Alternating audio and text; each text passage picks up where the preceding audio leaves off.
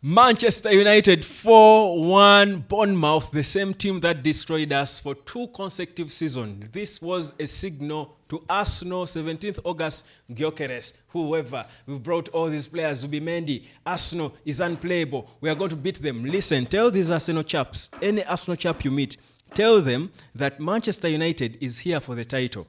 And I've said it here before, and I'll say it again. Amorim will win the Premier League before this Arteta boy does. Because if this guy is doing the things I'm seeing, turning Dorgu into nearly world class, almost world class soon, already it's insane.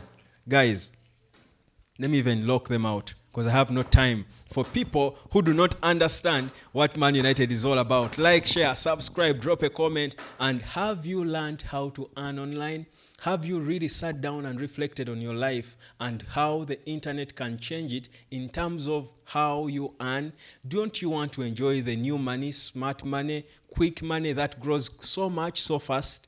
Honestly, why wouldn't you? From whichever part of the earth you are, you can learn how to earn online with your phone and data and your time. That's the only capital you need. The money you pay me is for my knowledge. It's not that you're investing money somewhere for it to quadruple or multiply.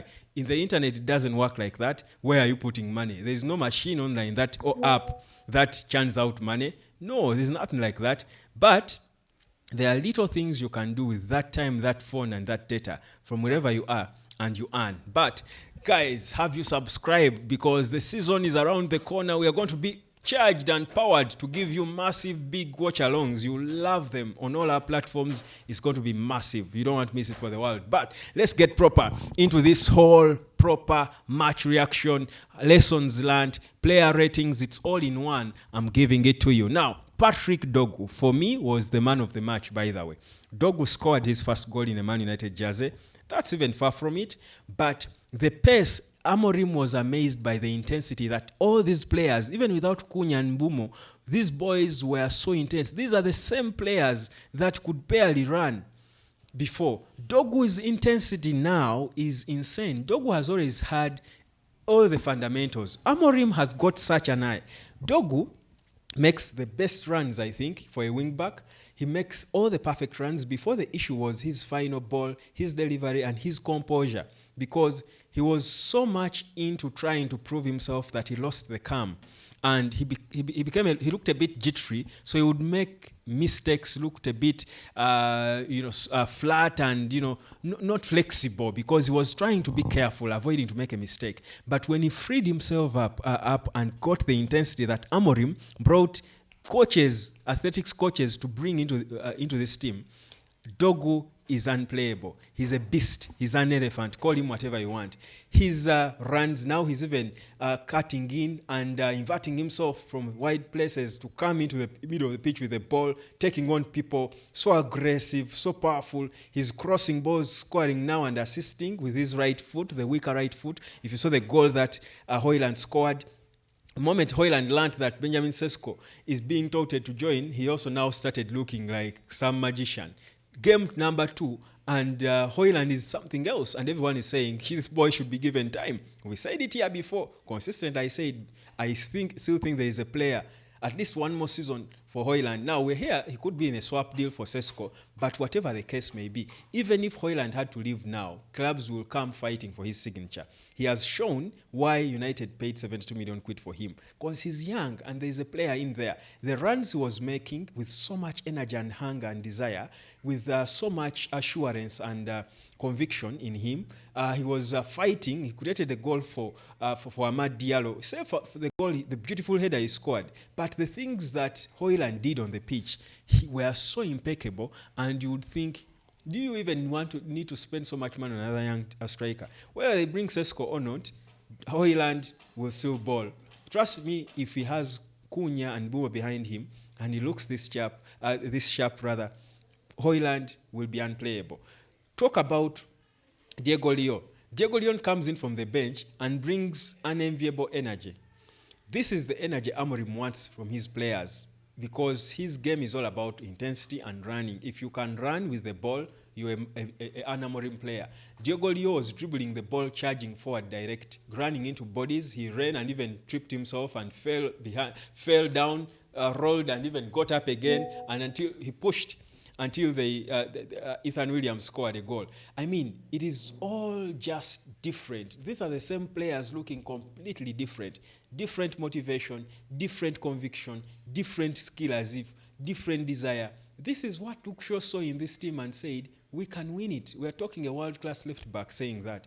There are only a few of such world-class left backs. For him to say that, now you begin to see why he said it. Look at Mount. Mount is not even a starter in this team, but Mount, that pass he gave to Dorgu for his goal, how he quickly started that ball and chipped it past all defenders and midfielders, and Dorgu just, set himself away to score his first Man United goal. You're thinking, this is top football. This is the level you want to see all Man United players at, starters and non-starters. Talk about Ahmad. I think we are yet to see about 5 levels ahead in Ahmad. These Mbumo and Cunha are going to get the best out of Ahmad. And I'll tell you, Ahmad might even shock us and shine beyond them, beyond Mbumo and Cunha. Because they are going to push him to get the best out of him. I don't think we've seen the best out of Ahmad. He scored a goal, but it was far from his best. He was normal. Ahmad was still, but he still looked good. This time was playing as a 10, not as a wing back. Diogo Dalot was playing as a wing back. Ahmad loves to press as a 10. Yeah? So you're thinking, what exactly is Amorim telling these players? They are all lean. In the off-season, Amorim said the reason why Cunha didn't play is because he's fatigued and they are managing him, but he'll be back for the next game. I'm thinking he wants him to be fresh and rested together with Mbumo. They put on a show. Kobe was rested as well with Ugarte. They want to give a show like no other when they are all fresh and good, because it's the last game of this important tour of the US. And certainly, the fans want to have a proper idea and sneak peek into what exactly they should expect on the 17th of August at Old Trafford against Arsenal. So you can clearly see that Amorim is managing his players. The one thing, and I've consistently said it about him, the moment Amorim arrived at Man United, one thing was clear: he was bringing solutions in every department, because United had so many problems, injuries to players. Amorim started rotating them, and people were complaining he doesn't have a starting 11. The players were tired; they needed to rest. They were unfit and playing so many games. Rotate them, let some get rested, teach them so that each one can fit into the team, and then on the off-season, he gave them specific but enough training programs for each. He said Maguire was working hard in the off-season, just like Yoro and everyone, but he was he was not injured, but he's been fatigued. That's why he had to manage him, because these players were all working hard. That's why they all look lean. The Casemiros, the whoever, Kobe, they all look small like this. They are fit, they are running their hearts out, their spleens out, because they are fit, both physically and mentally. Now, that was something lacking in this team. You clearly see now that the mentality is top, the physique is top. They are unplayable because these are talented players. You don't end up at Man United without talent. Honestly, even if the Glazers were work and mediocre in whatever they were doing, still, they were not so mad that they did not know how to see a good player capable of playing for a team like Man United. But the coach is very important in getting the best out of players. The atmosphere is very important in getting the best out of players. And that's exactly what Amorim has created in this team. And that's why you're seeing this team looks like they can beat everyone. They can beat anyone when they click. Luke Shaw is looking as fit as he's never been. There's a tackle he made crossing from his left and came to the right and just intercepted a guy and smartly won the ball and trotted back to his position. Proper class. That's what you expect from Luke Shaw. Lenny Yoro plays left, plays right, plays central. Everywhere he's good. He's confident, gets the ball and dribbles into bodies in the middle. What Amorim wants: be confident, use the ball to entertain people and try to do something good with confidence that you can actually do it. Yeah, so he loses it, but still has the energy to sprint back and win back possession for himself. Casemiro, looking lean, not of course because he's old, he's not going any younger, but he finds a way of fitting himself into the team. And he looked good, by the way, playing next to Bruno playing central, where Amorim loves to see him, distributing the ball, because he's the one who gets the team playing, like we've already sang it here. He's the one who gets the team playing. He dictates the tempo of the ball, and Amorim said the same thing. He's a smart footballer who knows when to go wide, when to track back, or when to retract, when to switch it up, when to go long, when to play small, quick, intricate passes. He is the guy who runs the engine. And Bruno is loved for that by Amorim. You look at the entire team and you're thinking, how much more can they give mid-season? Where will they be if they can't maintain this intensity? And you can see now there is a semblance of consistency in intensity within games, because before Man United was inconsistent in everything. Individual players were inconsistent. Inconsistent between games. Play bad this one, try the next half. The other one, they play so terrible. The other one, they are so good. They were inconsistent within the game. First 10 minutes, they are good. Next 5 minutes, they are whack. The next 30 minutes, they lose it. In the last minutes of the game, they are world class. So now we are beginning to have a clear view of what this team is. That's exactly what Amorim is trying to do with this team. And for me, what he has achieved is to show us who knew that there was a 40-year-old goalkeeper in between the sticks. Tom Heaton was looking like he's better than Andrew Onana. He was looking like he's better than Onana. Why? Because the whole team is looking good that you wouldn't notice who was in between the sticks. No one is talking about the goalkeeper. We've played 2 games now, and no one is saying, United, the goalkeeper, we need a goalkeeper, the goalkeeper is too bad. And I'm not saying United shouldn't buy a goalkeeper. But I'm just saying that the way Amorim has made the whole team look improved has made even the weakest departments look okay. I'll tell you now that you will struggle to tell me who the best 3 defenders of Man United are, because you saw Luke Shaw, you saw Aiden Heaven, you've seen Maguire, you saw Delete, you've seen Yoro, you know Mazraoui. Who is better? Anyone can play. So the competition is in that team is healthy because everyone knows I'm close. That's what a good coach does to a team. Now, if you have a group of players who all believe they are important, they can play, trust you me, they can beat anyone because their psyche is different. And I've said it here, and I'm going to say it now again. I think I said it on another platform. I don't know whether I've said it here before. The front 3 of Man United with Mbeumo and Acuna and Sesko, even if it's Hojlund, can be more lethal or will be more lethal than Arsenal's front 3 with Gyökeres, Saka, and Eze or Rodrigo, whoever they sign. Why? Because the Arsenal front 3 is static. Gyökeres will be mostly static because it can go wide and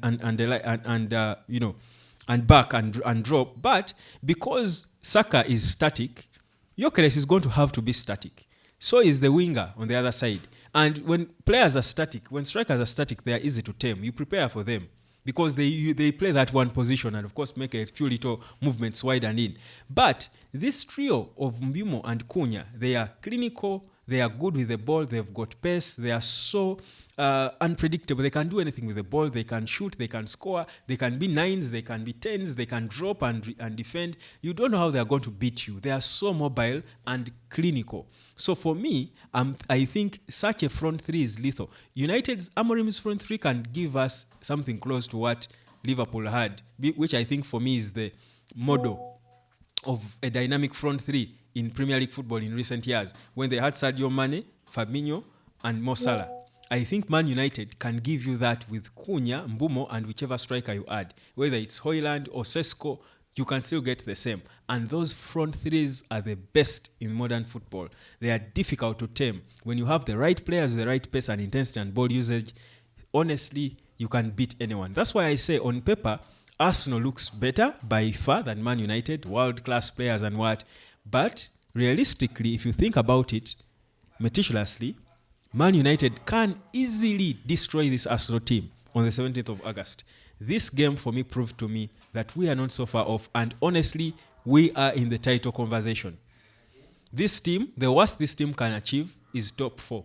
Of course, it's a marathon. The league is a marathon. How can you sustain? But the hunger they have and the ability for Amorim to get them wanting in each and every game to keep the hunger is what is going to be the difference. Not whether they've got the potential or not. It's only that. If they can click that, this team is going for the kill.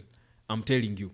Amorim is just making something, and you can't even get a name out of these players. They are the same player. This team that started the game yesterday, or earlier today, is not even the starting 11. Like I said, these are the same players that we are tired of seeing. But they look different, completely different, in a terrible weather, but they were all just enjoying their football because they have got a good coach instilling the right things in them, they are believing in them, and they are putting their bodies on the line to make it work. That's what we want to see. Now, the Garnachos, who have nowhere to go now. Apparently, Chelsea are still interested in Garnacho, but they are still hoping and holding out for a loan deal, a swap deal, rather, where they give us Jackson and maybe Nkunku, players they don't need. United doesn't seem to be so excited by that because with what we saw, who needs Nkunku and Jackson, rejects from Chelsea? You can as well work with your young players, and trust you me, they could give you something beyond what everyone else expects from such a group. Man United is back, guys. It's really on the right track.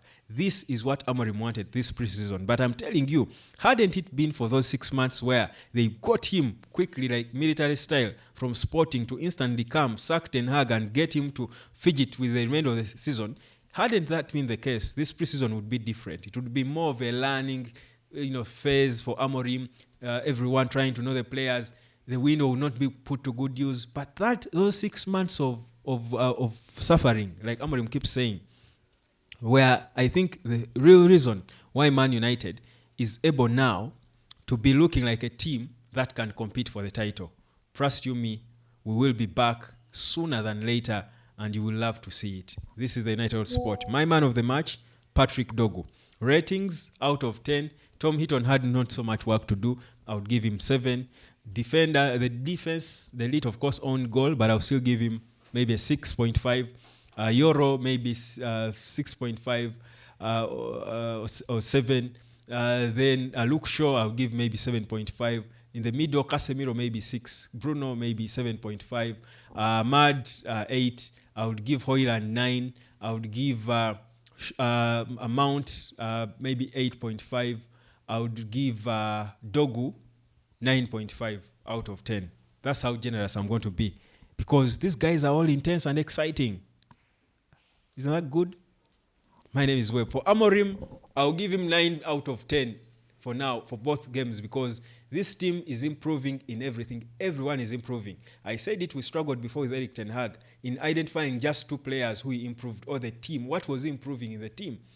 Nothing. This guy is improving how we play. We have an identity. There is intensity. There is flair. A good group. The atmosphere. This is a coach. This is what you need. Do you see the difference? It's day and night. Just like day and night is the difference between someone who earns money online today and you who is sweating in the sun every day, which is okay, but you don't want to embrace the new normal. Don't you want to earn cool money? Good, so much money easily. It's a smart way of earning. Why do you suffer? There is no reward for sufferation, is there? Peace, love, and harmony. Cheers.